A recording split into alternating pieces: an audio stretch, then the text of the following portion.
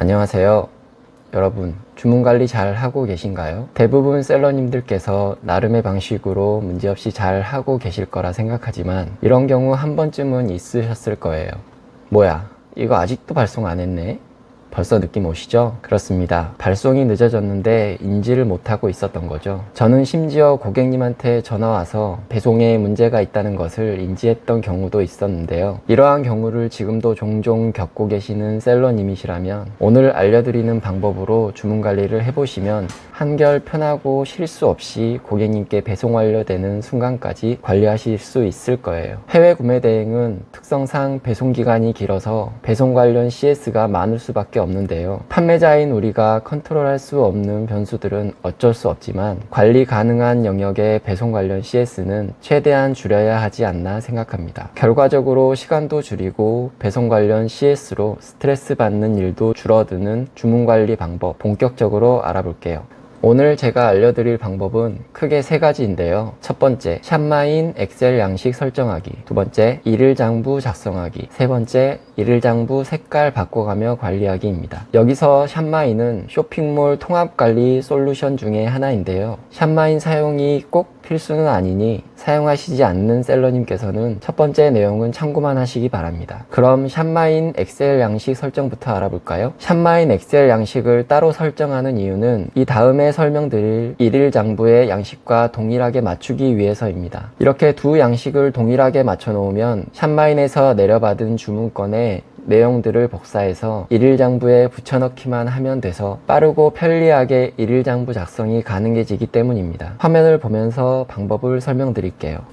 자, 먼저 여기 위쪽 메뉴에서 하나 누릅니다. 다음 쪽에 엑셀 양식 설정 버튼을 누르고요. 엑셀 양식 추가 버튼 눌러줍니다. 이렇게 새 창이 나오는데 여기 컬럼 제목에다가 왼쪽에 보시면은 제가 미리 폼을 캡처를 해놨거든요. 여기 컬럼 제목에다가 똑같이 입력을 해주시면 됩니다. A에다가 사업자, B에다가 주문 플랫폼,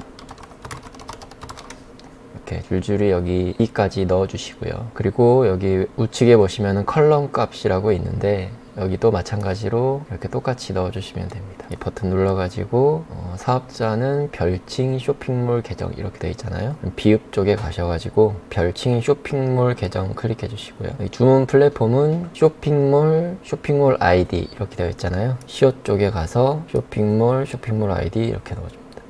여기 마지막까지 여기랑 동일하게 넣어주시면 됩니다. 그렇게 하신 다음에 여기 양식 이름도 써야 되겠죠. 일일장부 이렇게 일일장부라는 이름으로 저장을 합니다. 저장 누르시고요. 저는 닫기로 해볼게요. 여기 저는 미리 일일장부 양식이라고 이렇게 만들어 놨거든요. 보면은 똑같습니다. 왼쪽하고 똑같은 거고요. 이렇게 하신 다음에 다시 신규 주문 쪽으로 와서 해당 주문건을 선택하신 다음에 엑셀 파일 생성 버튼을 누르면 여기는 신규 주문이기 때문에 이렇게 팝업창이 뜨고요. 여기서 양식 이름을 내가 저장했던 일일장부 양식으로 선택을 해주시고 엑셀 파일 생성 버튼을 눌러줍니다. 그리고 저장할 곳을 지정하시고요. 저장을 눌러주면 해당 엑셀 파일을 여시겠습니까? 라고 나오는데 여기서 얘를 누르면 엑셀 파일이 나오거든요. 그러면은 여기 아까 체크한 엑셀 파일 내용이 내가 저장한 양식대로 저장돼서 나오는데 여기 개인정보들이 들어가 있기 때문에 저는 미리 개인정보들을 삭제한 이렇게 열어볼게요. 이런 식으로 엑셀 파일이 나와요. 그럼 이 엑셀 파일의 이 내용 부분을 복사해가지고 나의 일일장부에다가 붙여넣기 하시면 됩니다.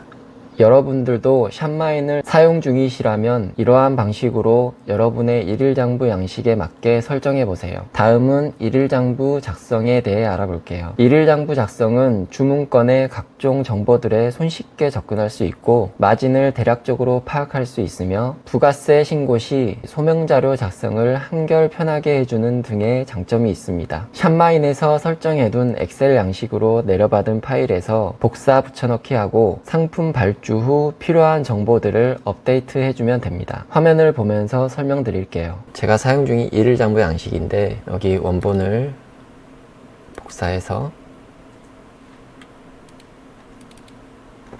2월로 저장하신 다음에 여기 내용을 지우고요. 이렇게 지워볼게요. 여기 사업자명 바로 아래다가 붙여넣기 하시면은 이렇게 양식에 맞게 들어가거든요. 그러면 이 주문 내역 가지고 타오바오나 알리익스프레스 가가지고 주문을 합니다. 주문을 하면은 여기 발주일자는 주문을 넣은 날이고요. 여기다가 키보드에서 컨트롤 누르고 L 우측에 콜론 표시 있거든요. 그걸 눌러보시면은 당일 날짜가 들어가는데, 이 날짜를 수정하고 싶으시면은 더블 클릭하시면 이렇게 나오거든요. 여기서 원하는 날짜로 바꿔주시면 되고, 지금 오늘 날짜로 발주를 했다고 예를 들어 볼게요. 여기 해외 구매처는 타오바오나 뭐 알리익스프레스가 되겠죠. 저는 타오바오로 넣어 볼게요.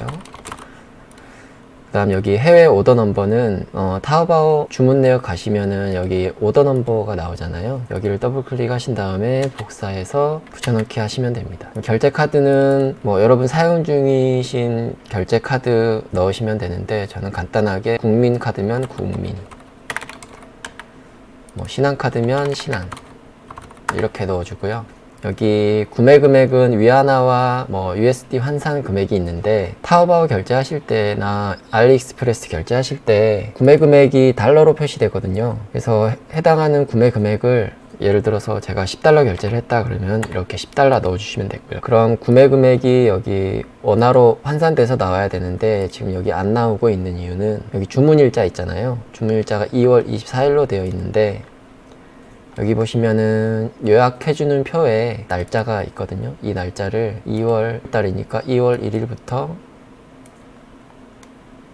2월 29일까지로 설정을 해주시면, 해당하는 날짜에 여기 달러 그 환율 표시는 임의의 환율로 내가 넣어 놓은 거거든요. 그래서 해당하는 날짜에 달러 환율을 적용해 가지고 여기 표시가 되게 되어 있습니다. 이렇게 넣어 주시면 되고, 내가 타오바오에 지금 주문을 했으니까 배송 대행지에도 배송 대행 신청서를 작성해야 되잖아요. 그러면은 어디 배송 대행지를 사용했는지, AAA라는 배송 대행지를 사용했다고 칠게요. 배송 신청서를 작성하면은 택배사와 송장 번호가 나오잖아요. 보통 CJ로 많이 나오고, 송장 번호가 이렇게 나왔다고 칠게요. 그리고 나서 타오바오에서 발송을 했을 경우 현지 운송장 번호가 나오잖아요. 그럼 여기에다가 현지 운송장 번호를 이렇게 넣어주시고, 이제 배송 대행지에 도착하고 나서 출고를 하게 되면은 배송 대행 요금이 나오잖아요. 그 요금을 여기다가 전 7,000원을 예로 써볼게요.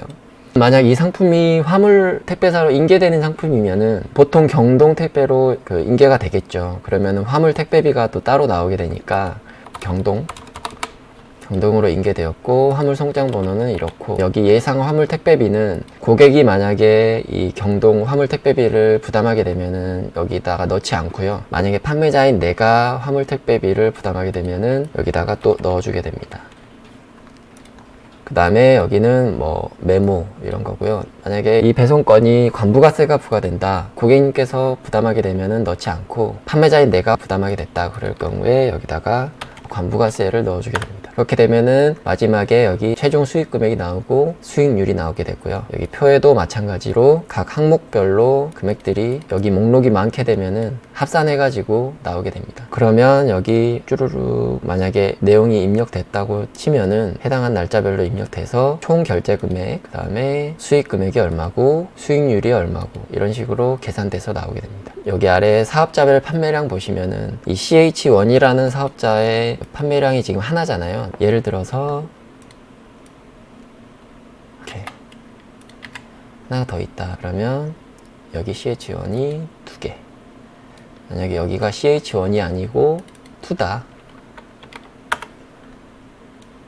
2면 여기는 나오지 않지만 그 해당하는 사업자를 여기다 생성해 주게 되면 여기 하나 여기 하나 이렇게 표시되게 됩니다.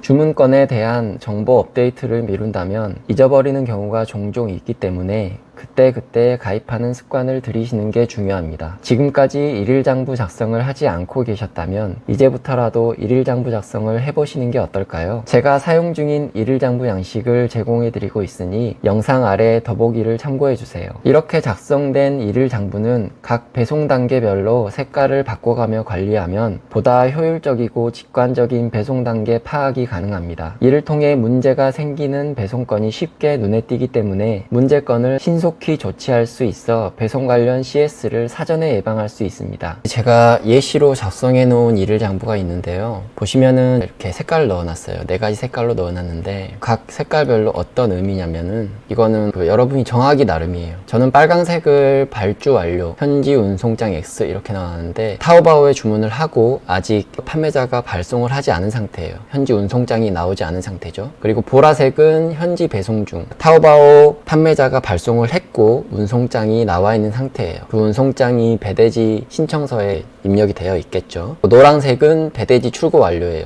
판매자가 발송한 상품이 배대지에 입고되어서 검수를 마치고 출고가 된 상태죠. 국제 배송 중인 상태예요. 그리고 하늘색은 배송 완료된 상태거든요. 그럼 각 단계별로 좀 상세하게 설명을 드려볼게요. 여기 빨간색이니까 내가 타오바오에 주문은 넣었지만 아직 이렇게 얘는 지금 운송장이 나와 있는 상태지만 아직 운송장이 안 나와 있는 상태죠. 그래서 이 빨간색들은 타오바오 주문 내역에서 확인하시면 되는 거죠. 그럼 만약에 이 상품을 배송 신청서는 이미 주문 단계에서 작성을 해놨겠죠.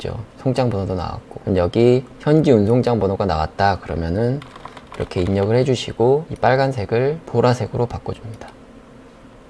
이렇게. 그러면은 얘는 이제 보라색 단계로 왔으니까 더 이상 타오바오 쪽에서 검색하지 않아도 되겠죠. 이 3개만 타오바오에서 발송을 하면은 그때 운송장 번호를 넣어주면 되겠죠. 그럼 이 보라색들은 어디에서 확인을 하느냐? 이미 현지 판매자는 발송을 했잖아요. 이 보라색 주문건들은 배대지에서 확인해서 출고가 되면은 국제 운송비가 나오겠죠. 배대지 이용요금이 나오겠죠. 건별로. 그 이용요금을 넣어주고, 예를 들어서 7,000원이 나왔다. 이 주문건이. 그럼 이 이용요금을 넣어주고 여기를 노란색으로 바꿔줍니다.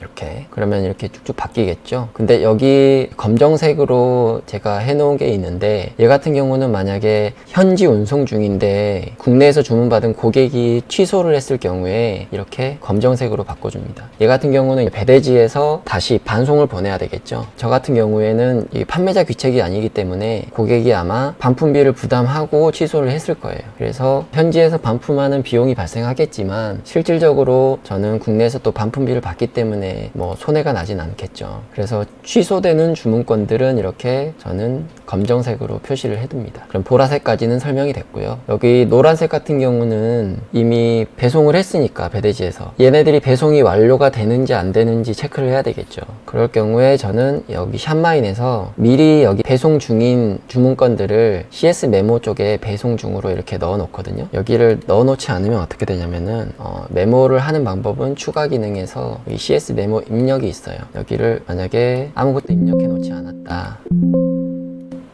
그러면 이렇게 검정색인 상태거든요. 근데 내가 배송을 해놨다는 걸 표시를 해놓으면은 빨간색으로 표시가 됩니다. 단축키로는 Alt KQ를 하시면 똑같아요.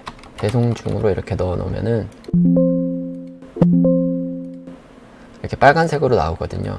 그러면 이렇게 빨간색으로 표시되어 있던 주문건이 배송 완료가 되거나 구매 확정이 됐을 경우에 배송 완료와 구매 확정 탭으로 넘어가거든요. 그러면 여기를 열었을 때 이렇게 배송 중이다가 배송 완료가 된 애들을 확인할 수 있어요. 여기 검정색으로 표시된 건 같은 경우는 제가 체크를 한 주문건이고요. 빨간색으로 되어 있는 주문건들은 배송 중이었다가 배송 완료로 넘어온 주문건들이거든요. 이 빨간색 주문건들을 여기 노란색에서 체크를 해주는 거죠. 그래서 배송 완료로 넘어간 애들을 여기 만약에 4건이다 그러면은 여기 노란색 중에서 4건을 찾아서 이렇게 파란색으로 만들어 주는 거죠. 그리고 나서 여기 CS 메모를 없는 상태로 바꿔주면